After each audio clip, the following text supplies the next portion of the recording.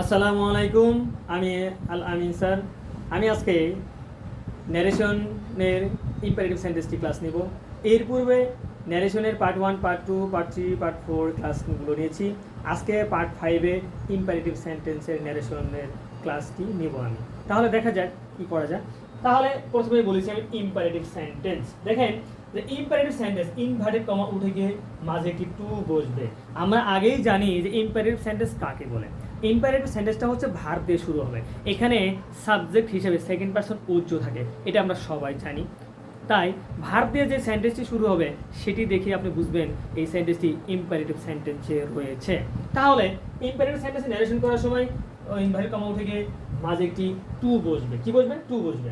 এবং রিপোর্টিং ভার্বের পরিবর্তে দেখেন, রিপোর্টিং ভার্বের পরিবর্তে অনুরোধ বোঝালে রিকোয়েস্ট বা রিকোয়েস্টেড, উপদেশ বুঝালে অ্যাডভাইস এবং অ্যাডভাইসড, আদেশ বুঝালে অর্ডার বা অর্ডার, এবং সাময়িক আদেশ বুঝালে কমেন্ট বা কমান্ডেড বসবে। অর্থাৎ প্রেজেন্ট থাকলে প্রথমটা আর পাস্ট থাকলে দ্বিতীয়টা, এই জন্য আমি একসাথে লিখেছি।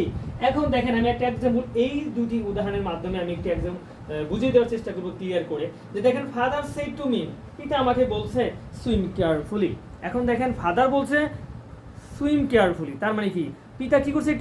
এটা কি করছে? আপনাকে অ্যাডভাইস দিয়েছে, অ্যাডভাইস দিয়েছে। এখন আপনাকে এই রিপোর্টেড স্পিচ অংশটি দেখে বুঝতে হবে এই এর বাংলা কি, এটা আদেশ করছে না অর্ডার করছে না উপদেশ দিয়েছে নাকি কমান্ড করেছে, এটা আপনি বুঝতে হবে। তবে একটা কমান্ড এটা নির্দিষ্ট কি, যে আর্ম ফোর্স দ্বারা যদি কোনো আদেশ করা বোঝায় তাহলে আপনি সরাসরি কমান্ড বসাবেন, কিন্তু বাকিগুলো অন্যদের জন্য।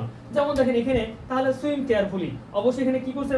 পিতা অ্যাডভাইস করেছে। তাহলে father father father advised, father advised me. দেখেন এই অ্যাডভাইসের বানানটা কিন্তু দেখবেন, এখানে সি দিলে কিন্তু নাউন হয়ে যাবে। আপনি বানানটা খুব একটু ক্লিয়ার করবেন। হ্যাঁ, অ্যাডভাইস মি টু, টু কি তাহলে?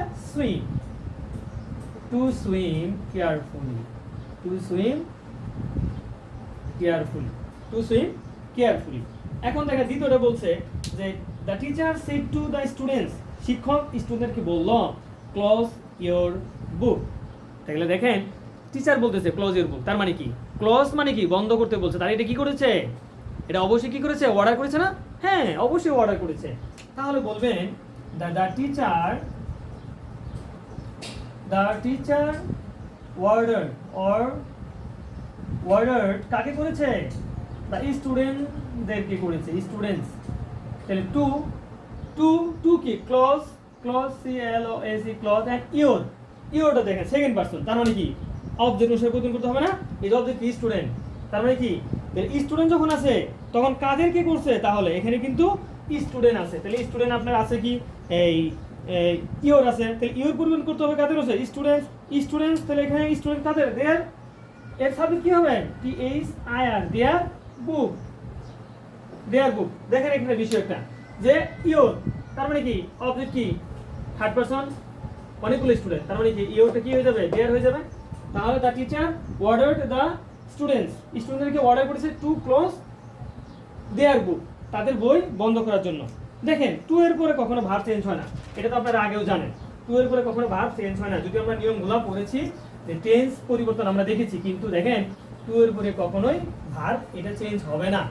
এই নিয়মে টু এর পরে ভার্ব যা তাই থাকবে। দেখেন আমরা আরেকটা নিয়ম বুঝবো, যে আমরা যদি বলি লেট, একটা নিয়ম দেখি লেট। লেট দেখেন আমরা অনেক সময় দেখি লেট লেস থাকে অথবা থাকে লেট আস থাকে। দেখেন যদি এরকম থাকে, যদি এরকম কখনো থাকে তাহলে অবশ্যই আপনি কি করবেন? রিপোর্টিং ভার্ব, রিপোর্টিং ভার্ব এর পরিবর্তে, রিপোর্টিং ভার্ব এর পরিবর্তে আপনাকে বসাতে হবে প্রপোজ। কি বসাতে হবে? প্রপোজড অথবা সাজেস্ট। তাহলে প্রপোজড বসাবেন। আর একটা কাজ কি, যে ইনভার্টেড কমা, তখন ইনভার্টেড কমা এর পরিবর্তে আপনাকে একটা দ্যাট বসাতে হবে। কি বসাতে হবে? দ্যাট বসাতে হবে। এখানে কিন্তু আর টু বসবে না, আপনাকে এই জিনিসটা মনে রাখতেই হবে। এটা আপনি মনে রাখতে হবে যে এখানে কি হবে? ইনভার্টেড কমার পরিবর্তে দ্যাট বসবে। আর লেটেস্ট থাকলে আপনাকে প্রপোজ অথবা সাজেস্ট বসাতে হবে। আমরা একটা এক্সাম্পল দিয়ে আরো বেশিটা ক্লিয়ার করে দিব। তাহলে দেখেন যদি বলি যে হি সেই, সে বলল, কি বলল? Let us help the poor, আমরা বলি একটু let us help the poor. তাহলে দেখেন এখানে একটা বিষয় আমরা বলেছি, তাহলে লেট আছে যে আস আছে, তাহলে আমরা কোনো কথা না অ্যান্সার আমরা লিখে জানতে হি কি করবেন propose, he propose propose he propose is that, he propose that, সে প্রস্তাব করলো যে দেখেন এখানে আস ফার্স্ট পারসন প্রয়োগ করতে হবে কি অনুসারে, এই যে সাবজেক্ট কি অনুসারে, সাবজেক্ট অনুসারে, তাই না?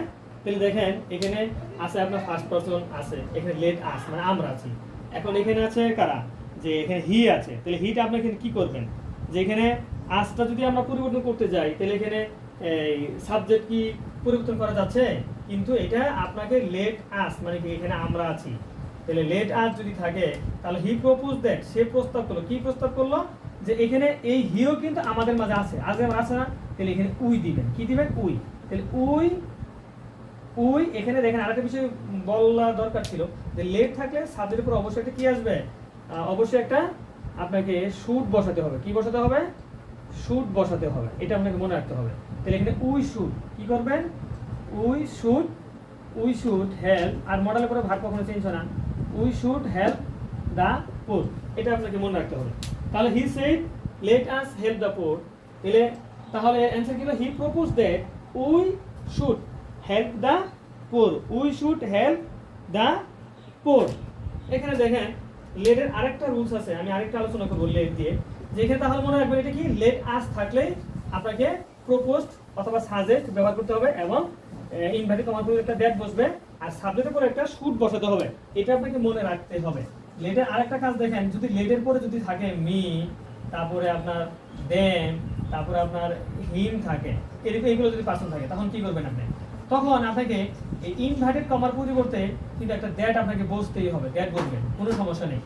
আর এই সাবজেক্টের এই রিপোর্টিং ভার্বের পরিবর্তে তখন একটা কি করবেন, রিপোর্টিং ভার্বের পরিবর্তে আপনাকে বসাতে হবে তখন রিকোয়েস্ট, কি রিকোয়েস্ট অথবা রিকোয়েস্ট, এরপরে আপনি যেটা সাবজেক্ট বসাবেন রিকোয়েস্টেড, এরপর কি বসাবেন দ্যাট, ওই দ্যাট তো আপনার থাকবে, দ্যাট থাকবেন, এরপরে আমরা সাবজেক্ট বসাবেন না, হ্যাঁ সাবজেক্ট, এই সাবজেক্টের পরে একটা আপনাকে কি করতে হবে, মাইট বসাতে হবে, একটা মাইট আপনাকে নিয়ে আসতে হবে। দেখেন এই লেট আস যখন ছিল তখন আমরা শুড বসাইছিলাম, শুড বসিয়েছি না, কিন্তু এখানে বসাবেন কি মাইট, এখানে কি নিয়ে আসবেন, মাইট নিয়ে আসবেন, এখানে শুড বসাবেন না। তাহলে লেটের পরে যদি মি দেন হিম থাকে তখন আপনি কি করবেন, রিপোর্টিং ভার্বের পরিবর্তে রিকোয়েস্ট বা রিকোয়েস্টেড এবং ইনভার্টেড কমার পরিবর্তে দ্যাট বসবে, আর সাবজেক্টের পরে একটা মাইট বসবে, তাহলে আমরা একটা এক্সাম্পল দিতেই পারি, তাই না? তাহলে একটা এক্সাম্পল দিতেই পারি আমরা, তাহলে হি সেইড, দেখেন হি সেইড সে বললো, কি বললো, লেট, আমরা বলতেই পারি কারণ লেট দিয়ে শুরু করতেছি, তাহলে লেট আমরা যদি এখানে দিয়েছি তিনটাতে যে কোনো লেখেন, লেট মি আমরা দিলাম লেট মি, একটু শুরু করে do it, let me do it. দেখেন এখানে যদি আপনি বলেন তাহলে কি আমরা কিন্তু এই যে এই তিনজনের মধ্যে কিন্তু একজন আছে না, তাহলে হি রিকোয়েস্টেড, কি দিবেন, হি রিকোয়েস্টেড, এই যে একটা দ্যাট আসবে আপনাকে, দ্যাট তো দিতেই হবে, হি রিকোয়েস্টেড দ্যাট, এরপরে সাবজেক্ট দেখেন আপনার এখানে কি আছে, মি আছে, তাই না, কি আছে, মি আছে, তাহলে মিটা পরিবর্তন করতে হবে কি অনুসারে, এই যে সাবজেক্ট অনুসারে, সাবজেক্ট হি, তাহলে লেখেন হি, তাহলে রিকোয়েস্টেড দ্যাট অনুসারে করতে হি মাইট, সে পারে, কি পারে, হি মাইট ডু ইট, এখানে হি মাইট ডু ইট। এখানে আপনার আরেকটা এক্সাম্পল দিলে বিষয়টা আরো ক্লিয়ার হয়, দিব কিনা, আচ্ছা দিয়ে যে আরেকটা এক্সাম্পল দিই যদি বিষয়টা ক্লিয়ার বোঝা যায় আর কি। তাহলে আপনাকে মনে রাখতে হবে লেটের পরে কি থাকবে, আজ থাকবে না, অন্য ব্যক্তি বা অন্য কোনো পার্সন থাকলে আপনি কি করবেন তখন আপনাকে বুঝতে হবে। একটা এক্সাম্পল দিয়ে দিই, তাহলে হি সেড টু, আমরা দেন হি সেড টু মি, সে আমাকে বললো, কি বললো, let them right again, let them right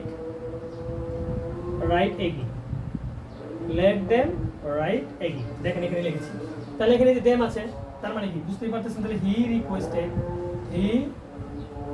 requested me, সে আমাকে কি করেছে, অনুরোধ করেছে, দ্যাট আমাকে অনুরোধ করেছে, দেখেন এখানে আছে কি দেন, কি আছে এখানে দেম আছে না, তাহলে দেন মানে কি, এটা হলো থার্ড পারসন, তাহলে থার্ড পারসন তো আসলে পরিবর্তন আমরা করতে পারি না, পারি বলেন, করতে পারি না, কিন্তু এখানে আছে অবজেক্ট অনুসারে, তাহলে আমাকে এটা অবজেক্টে চেঞ্জ করে কি করতে হবে, সাবজেক্ট বানাতে হবে। কি করতে হবে, সাবজেক্ট। তাহলে দে তে এখানে তারপর আমরা এটা কি নিয়ম দিয়েছিলি, মাইট বসাতে হবে। কি দিতে হবে, মাইট। তাহলে দে মাইট, MIGST মাইট, দে মাইট রাইট, দে মাইট রাইট এগিন। দেখেন বিষয়টা ক্লিয়ার করে দিচ্ছি আবার। যে হি সেড টু মি, সে আমাকে বললো লেট আস রাইট এগেইন। কি বলছে, তাহলে হি সেড টু মি, সে আমাকে বললো লেট দেম রাইট এগেইন।